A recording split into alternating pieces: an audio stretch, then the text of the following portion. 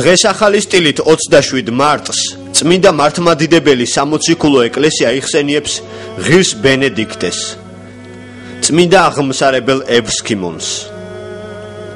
ღირსი ბენედიქტე ნურსიელი დასავლური ბენედიქტიანელთა მონაზვნური ორდენის დამაარსებელი დაიბადა იტალიის ქალაქ ნურსიაში 480 წელს.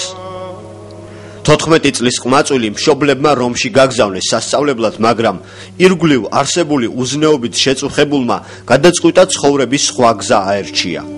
თავიდან წმინდა ბენედიქტე მივიდა წმინდა პეტრე მოციქულის სახელობის ტაძარში სოფელ ეფედიში.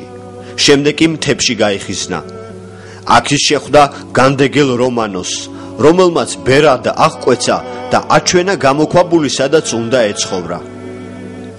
დროდადრო განდეგილს საზრდელი მოჰქონდა ბერისთვის.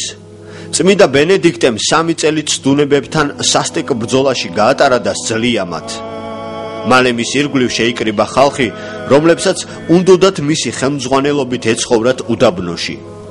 მოწაფეთა რიცხვი ისე გაიზარდა, რომ წმინდა ბენედიქტემ ისინი 12 საძმოდ დაყო და იღუმენებიც დაუნიშნა. თითოეულ საძმოში 12 ბერი იყო.